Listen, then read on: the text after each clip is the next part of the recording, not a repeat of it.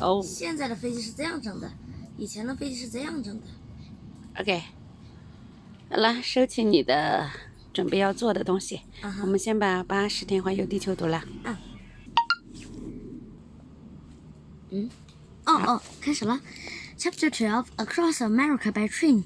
The railways across America had two sections. The first is the Contra Pacific and ran from San Francisco to Oregon. The second is the Union Pacific, which ran from Oregon to Omaha. 5 different lines met at Omaha, and it was very easy to catch a train to New York from there. The whole distance was 2786 miles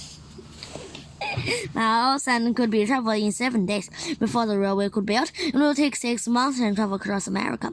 First Fogg happened to be in New York by the 11th of December when he catch a steamship across the Atlantic to Liverpool. The car set on this train was long and did not have succession in them. The seats faced into each other inside the passenger car with a corridor between them. The passenger would be able to go from the end of the train to another using a little platform between the passenger cars. There were special cars for dining and drinking. 和现在的一样了，差不多。还有喝水车，太厉害了。And each car is on the toilet and bathroom. The train left San Francisco at 6 o'clock in the evening. It was already dark, and Passepartout thought it might be snow. It's very cold. Passepartout 怎么这么多 Passepartout? Passepartout was sitting next to Mr. Fix, but not speaking to him. Later, it began to snow. But it was not heavy enough to slow down the train. At 8 o'clock, the passenger made their seats into beds by falling down the banks of the seats. Thick curtains gave every passenger a private sleeping area. The train sped across California as they slept. At 8 o'clock in the morning, the seats in the passenger were back in the normal position. The passengers could see the Nevada mountains through the windows. The railway lines followed the Sarah River. It did not travel very fast because there was a lot of bend. There were not many tunnel bridges. It has even faster to make the lines go around the mountains and then go through them. The passengers have 20 minutes to eat lunch in Reno. Then the railway follows the Humboldt River. 它都是 the Humboldt River. During the afternoon, the train stopped for a few hours when 10 or 12,000 buffalo crossed the railway line. First Fogg sat calmly in his seat while the other passengers walked upside down impatient, waiting for the buffalo to pass. Passepartout is especially impatient. He would like to shoot the buffalo with his gun. He could hardly believe that the train would have to wait for 3 whole hours. At last move on, and the evening the travelers entered Utah. Passepartout 是最常见的一个词。Passepartout with about 30 other passengers spent a few hours next day listening to a religious lecture. As the lecture went on, people began to leave.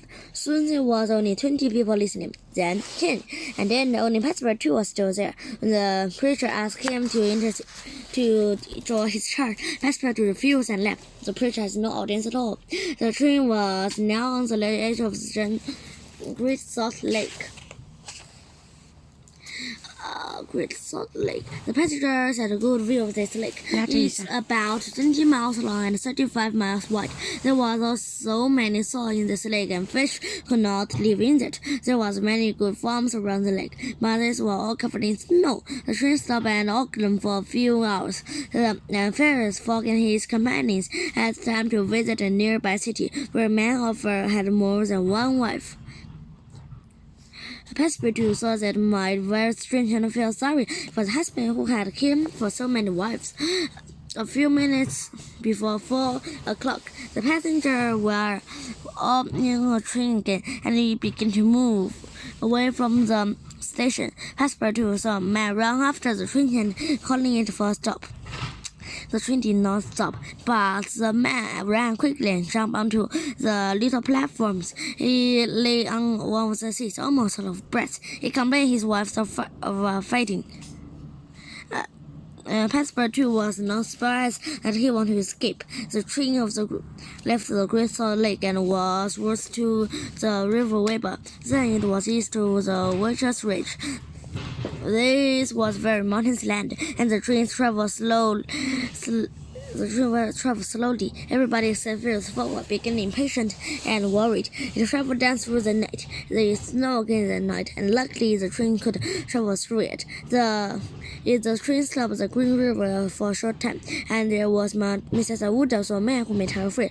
It was Colonel Stan Proctor, the American who had tried to hit Phileas Fogg in San Francisco. He hoped that he would not see her, that Phileas Fogg would not see him. He did not want them to fight. He told Mr. Fix and Miss and Passepartout what he had seen.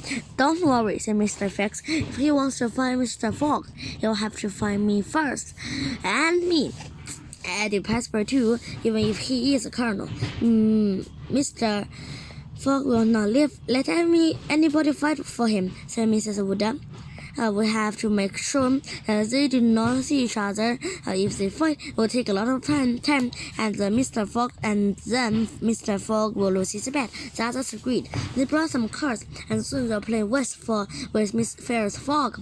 They thought that this could pasture him for getting up and perhaps see Colonel Stan Proctor.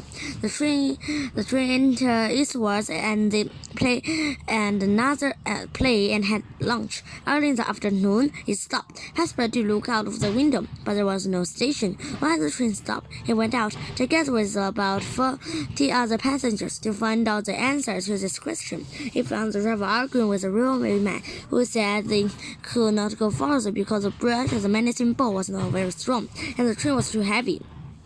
Colonel Proctor was there. He asked what would happen. The railwayman told him that another train was coming from the other direction to pick them up. First, we'll have to walk to the next station, which is 12 miles away. Colonel Stan Proctor was very angry and shouted at the railwayman. Passepartout was angry too, but he kept quiet. He decided that he will tell his master. Just then, the driver shouted, "We can do it!" "How?" "Passepartout, stay to listen. If the train goes fast enough, we'll get across. If its brakes fall down." A lot of passengers agreed with him, although Passepartout thought he was mad. "I think I know either way," he began to say to another passenger. The passenger would not listen. "This is not time for thinking, this is time for action."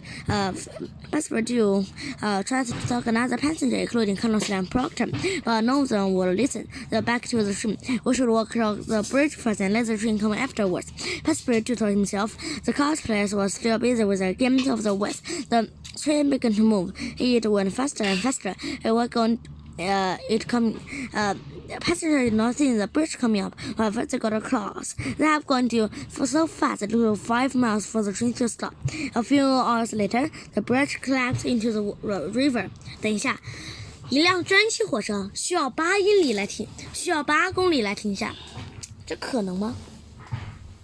你觉得可不可能吗？我觉得不可能。我拜拜。我不知道，拜拜。拜拜。